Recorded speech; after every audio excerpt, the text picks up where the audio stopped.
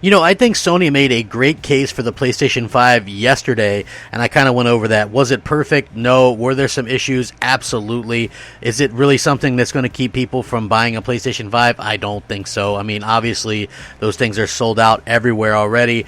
Even the little devices like the remotes are sold out, controllers, cameras, these things are selling like hotcakes. So clearly, Sony gave people enough of a reason to upgrade to a PlayStation 5. With that being said, one of the biggest announcements was a direct slap in the face to Microsoft, and I thought that they achieved that incredibly well. It was really kind of a shot across the bow, really going after Microsoft, calling them out, and sort of playing Microsoft's game better than Microsoft, but that shouldn't really take anybody as surprise because Sony's been doing that for years now, but it does make for an interesting topic and an interesting announcement, so I wanted to get into that right now. What's up, everybody? Crapgamer here with Crapgamer Reviews, back with another video. Thank you so much for checking it out. I really do appreciate it. Please like, share, subscribe. I would appreciate that as well. It helps out the channel, and it means a lot to me personally. If you're looking for a way to support a channel like mine, a small channel, please consider to take a minute subscribing. You can also hit the bell. That's a simple little thing to do.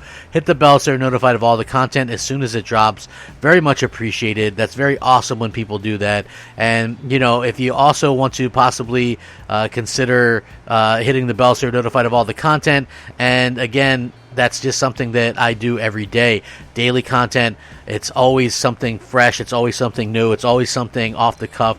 It's always something that is unscripted, and you guys seem to really enjoy that. I've enjoyed the interaction with you all very, very much. With that being said, PlayStation really did quite a number. For a 40-minute show, there's something like 13 games showed off. They announced the prices, the release dates, they had interviews, they did demos. We saw a lot of stuff actually running on the PlayStation 5.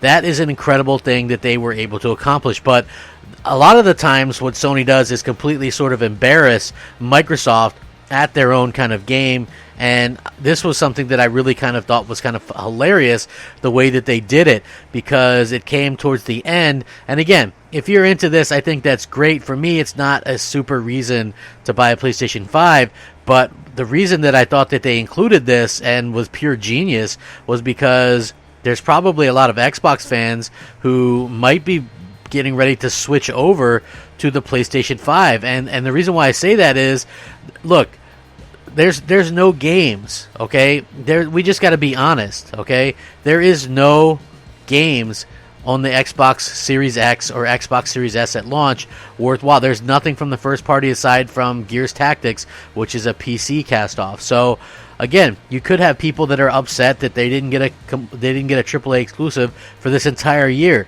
There's no AAA exclusive to launch their next generation consoles. There's no AAA exclusives until Halo Infinite sometime next year, maybe holiday 2021. That's over 2 years between AAA exclusives from Microsoft. So yeah, people could be ticked off. People could be wanting to go get a PlayStation 5 instead, and this kind of will entice those people to actually go do that, and was actually a stroke of genius by Sony. So the PlayStation Plus collection is a PS5 upgrade to Sony's PlayStation Plus subscription, and is bringing a ton of big games to it at no additional cost. So if you're a PlayStation Plus subscriber, let's say you were on Xbox all this gen, right? You suffered tremendously, and I feel bad for you. I'm so sorry, my friends. I did suffer a long time on Xbox as well, but those days are over, okay? PlayStation 5 wants you to get a huge, tremendous value. So the PlayStation Plus collection is just your typical standard collection. As you guys might know, you pay for PlayStation Plus and you're able to play games online, and they give you 2 free games each month, and it's a pretty good value. Now this collection, day one, you come over from Xbox, you get yourself a PlayStation 5 and PlayStation Plus, you can play God of War. And these look like they're going to be enhanced versions. Bloodborne, Monster Hunter World, Final Fantasy 15, Fallout 4, Mortal Kombat X, Uncharted 4 at Thief's End, Ratchet and Clank, Days Gone, Until Dawn, Detroit Become Human, Battlefield 1, Infamous Second Son, Batman Arkham Knight, The Last Guardian, The Last of Us Remastered, Persona 5, Resident Evil 7 Biohazard, and more. So right now, okay, there's 1, 2, 3, 4, 5, 6, 7, 8, 9, 10, 11, 12, 14, 15, 16, 17, 18. So there's 18 games that they showed off, and there's more coming. But that's day one. You can play these games that you missed out on, and a lot of them are exclusive. Let's see, 1, 2, 3, 4, 5, 6, 7, 8, 9, 10, 11. So 11 of these games are exclusive to PlayStation. So you'll get access to those, and what a way to jump in. Yeah, you can play the new stuff, right? Like play Miles Morales and Destruction All-Stars and get Demon Souls and have a good time, right? But then in your downtime, play these other great games, because I can promise you the stuff that's here is far superior to anything Xbox put out this entire generation. I'm telling you that right now. And I'm not just talking about game scores. I'm talking about in general, just the quality. And it was absolutely something that I have to kind of point out, that it's absolutely the quality difference. And that's what you guys need to kind of understand. Now, I know everybody wants to talk about Game Pass, and I talked about it in an earlier video.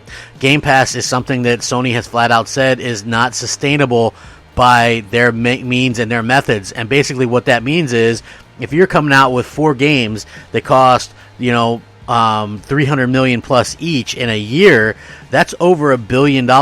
You would need a ton of subscribers paying full price all the time to support that. And then even so, it might not cover the cost. It's kind of a what if thing. Now, if you have great games and people are going out there buying it, that's a better thing. That's a better way to kind of to handle things. So basically, The Last of Us 2 earns back its money because it does $1 billion or whatever in the first month. Okay, that's more than Game Pass makes. Game Pass has been confirmed to really not make Microsoft much at all right now. So again, these companies can do things differently, and I do feel like Sony has a better handle on that. The reason why, you might go, well, crap, wouldn't you want all these games to be in the service day one? I would say no, and the reason is simply for what they just said. It's not sustainable for them, meaning they would probably have to add a lot of microtransactions or cut some corners and things like that. Every game that I've seen on Xbox that's been in Game Pass, even Gears of War, even Forza Horizon 4, these games have cut some kind of corners, in my opinion. Even the high-end ones, like Gears of War 5 launched and was broken. Forza Horizon 4, while it is a good game, definitely cut corners and is definitely more of a games as a service than the previous ones, and they really kind of took the Horizon Festival out of the equation, and it just seems more like they're more interested in keeping people coming back for dailies and weeklies and things like that, which I'm not really interested in. I just kind of wanted to win the Horizon Festival like usual, and it's like completely different, like a afterthought there. So again, and the amount of microtransactions, like even Gears of War, why is it $8 for a kill animation? Why are the cars so expensive on Forza Horizon 4? Like, everything costs money because it's in Game Pass. Sea of Thieves has microtransactions. Halo's going to have microtransactions. Pretty much everything has microtransactions. So I much prefer just kind of paying for what you get, And I would love to absolutely see more exclusives, and it looks like they're doubling down on the exclusives, and I'm really happy to kind of see that, and on the Microsoft side, it's not as good, but everybody's like, so many people are going to come over to the Xbox because the Series S is so cheap, and Game Pass, well, Game Pass doesn't have nearly the amount of content or great games that I just read to you, and Game Pass is all older games too, right, because it's launching next generation consoles with nothing next generation.